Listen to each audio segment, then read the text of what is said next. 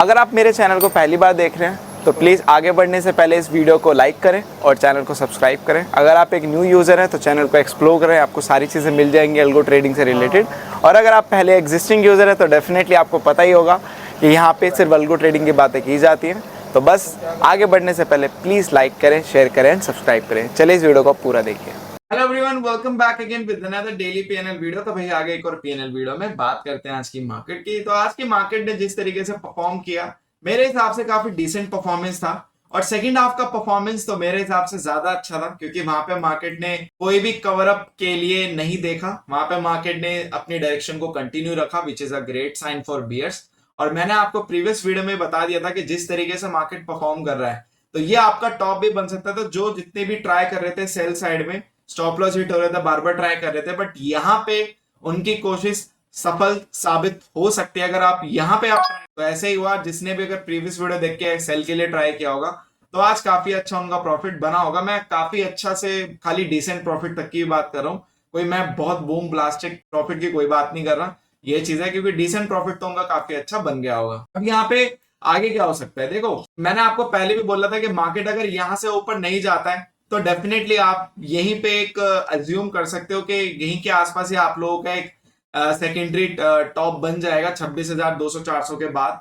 और यहाँ पे मार्केट थोड़ा बहुत टाइम पास कर सकता है, ट्रैप कर सकता है, बट आप लोग एक चांस ले सकते हो। जैसे अभी भी मैं देखूंगा बुल्स के अगर अभी भी जीतने के चांस 60-70% है, यहाँ से मार्केट ऊपर जा सकता है। बट 20-30% चांस अभी यहाँ पे बियर्स के भी बन चुके हैं आज के ट्रेडिंग सेशन के बाद, जो कल तक 10 से 15% थे या उससे भी नीचे। तो कल का ट्रेडिंग सेशन भी काफी इंपॉर्टेंट रहेगा। जैसे कि 25,200 के जब तक आप ऊपर है तब तक आप ये बोल सकते हो कि कहीं ना कहीं मार्केट बस एक पुल बैक के लिए है, वापस एक फिर से एक अपराइज के लिए थर्स्ट यहाँ पे दे देगा और ऊपर हम फिर से चले जाएंगे। बट जैसे ही हम 25,200 के नीचे आ जाएंगे उतना आप याद रखना कि वापस से फिर एक नेगेटिव टेरिटरी में चले जाएंगे और उसके बाद बुल्स अपनी पोजीशंस को स्क्वायर ऑफ अपने स्टार्ट करें। और जो भी पोजीशनल चलते हुए आ रहे हैं बहुत ज्यादा पॉइंट कलेक्ट कर चुके हैं, तो भाई वहां पे भी आप अपनी पोजीशन को स्क्वायर ऑफ करें, क्योंकि ये पॉइंट अच्छा है स्क्वायर ऑफ करने के लिए। बाद में फिर से बनाने लगा अगर मौका मिले, बट अगर सारा प्रॉफिट निकल ही जाएगा तो फायदा ही है। बट आज के ट्रेडिंग सेशन को मैं ऐसे कंक्लूड करूंगा कि मार्केट ने एक हॉल्ट दिया है और कहीं ना कहीं टाइम दिया है सोचने समझने के लिए। तो 2-3 दिन आगे के काफी इंपॉर्टेंट रहेंगे और इस हफ्ते में अगर एक्सपेक्ट करूं तो एक ऐसा बोल सकते हैं कि सरप्राइजिंग मूवमेंट आ सकता है किसी भी साइड। तो उस चीज के लिए भी मैं एक्सपेक्ट कर रहा हूं कि इस हफ्ते आ सकता है, बट अगर नहीं आया तो it's okay. But I am expecting a big surprising movement, ठीक है। तो वो किसी भी साइड हो सकता है। वैसे मैं बायस नहीं होना चाहता, बट अगर मैं हालात को देखूं, टेक्निकल्स को देखूं, तो नेगेटिव साइड मुझे लग रहा है, बट स्टिल किसी भी साइड आ सकता है। ये चीज आप देख के रखना, ठीक है। और जिस तरीके से मार्केट अभी परफॉर्म कर रहा है, मुझे कहीं ना कहीं ऐसा लग रहा है कि मार्केट स्टिल यहाँ पे अभी ट्रैप करने के मोड में है।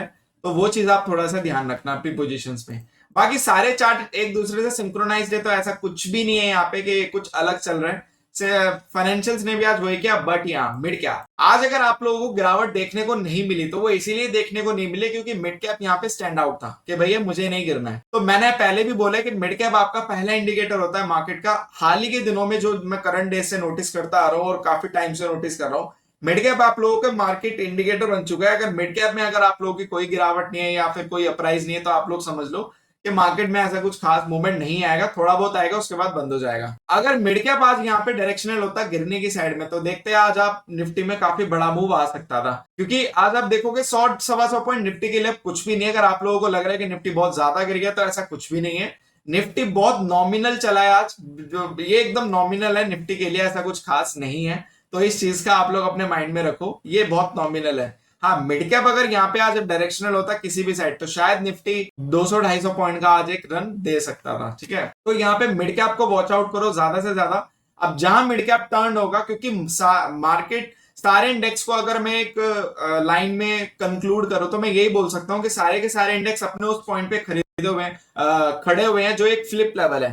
वो सारे के सारे ऐसे फ्लिप लेवल हैं कि सारे के सारे इंडेक्स या तो यहाँ से और ऊपर जाएंगे या तो यहाँ से नीचे धड़ाम गिरते चले जाएंगे। मतलब सारे के सारे इंपॉर्टेंट पॉइंट्स पे खड़े हुए हैं और ये एक कहीं ना कहीं कंफ्यूजिंग साइन भी होता है, क्योंकि यहाँ पे आप ट्रेड क्या बनाओगे।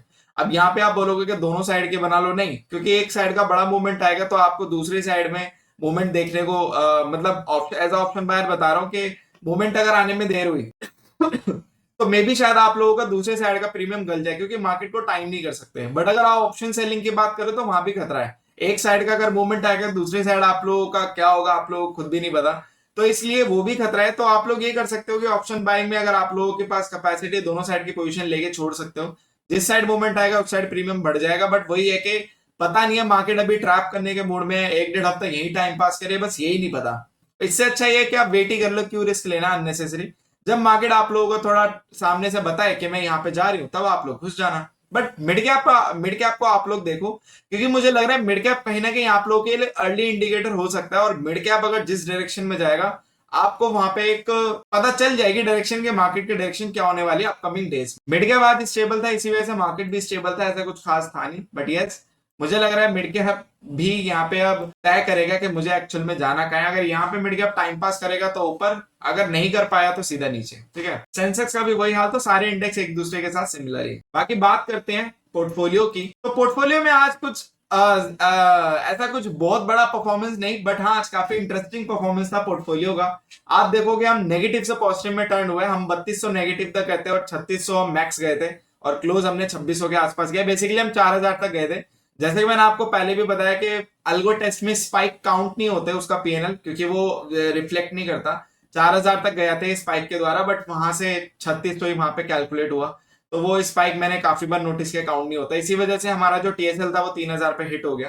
ये तो हम टीएसएल के थ्रू निकल गए, बट ऑलमोस्ट मार्केट भी खत्म हो ही गई थी ऑलमोस्ट, तो हम एंड में निकले। अगर नहीं निकलते टीएसएल के थ्रू तो 3000 के आसपास निकलते। बट अल्टीमेटली बात यह है कि आज मतलब नेगेटिव से पॉजिटिव में टर्न हुए, तो ऑलमोस्ट 6, 6.5, 7,000 की पूरी मूवमेंट हुई है नेगेटिव टू पॉजिटिव सब मिला के।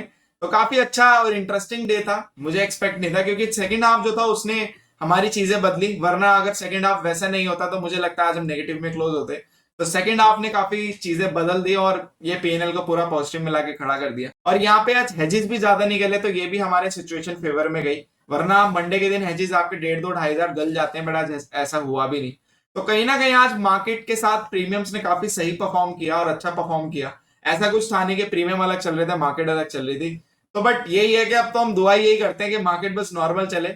हमें अब फेवर या हो या ना हो ऐसा हमें अब कामना है ही नहीं भाई, क्योंकि 2025 की जो मार्केट देख ली है, तो अब हमारे लिए सिर्फ मेन पॉइंट ये है कि मार्केट बस अब आप लोगों का नॉर्मल चले, बाकी हमारा पोर्टफोलियो मैनेज कर लेगा। क्योंकि पहले जब ये सिचुएशन हमने नहीं देखी थी, इस तरीके की मार्केट नहीं देखी थी, तब हम ये बोलते थे मार्केट हमारे फेवर में चले, फेवर में चले। बट अब यार इस तरीके की मार्केट देखने के बाद पता चल चुका है कि बस मार्केट नॉर्मल चले, इतना भी काफी हमारा पोर्टफोलियो संभाल लेगा। तो आज के दिन काफी इंटरेस्टिंग था पीएनएल वाइज। बट यस, वैसे अगर आप देखोगे काउंटिंग में तो नॉर्मल पीएनएल है, नॉर्मल आज का दिन गया। मंडे का दिन था, यस इतना ही होना था, क्योंकि मार्केट जिस तरीके से आज परफॉर्म किया तो उसके हिसाब से ये जस्टिफाइड है, ये मैं बोलूंगा। कुछ ऐसा नहीं है कि इससे ज्यादा होना चाहिए था। हाँ, अगर मार्केट वन डायरेक्शनल पूरा नीचे बहता चला जाता तो शायद मे भी हम फिर 5, 6, 7, 8 हजार तक जा सकते थे। बट नॉर्मली मार्केट धीरे धीरे आया और धीरे धीरे मार्केट ने अपने आप को क्लोज कर दिया। बट मार्केट डायरेक्शनल था, फ्लो था बट डायरेक्शनल था, तो उसके हिसाब से इट्स फाइन। बाकी कल ट्यूसडे है, तो देखते हैं आज जो प्रीमियम गए हैं कल, तो मुझे लगता है कल प्रीमियम काफी जल्दी गल जाएंगे, क्योंकि प्रीमियम थोड़े थे तो मैं ये बोलूंगा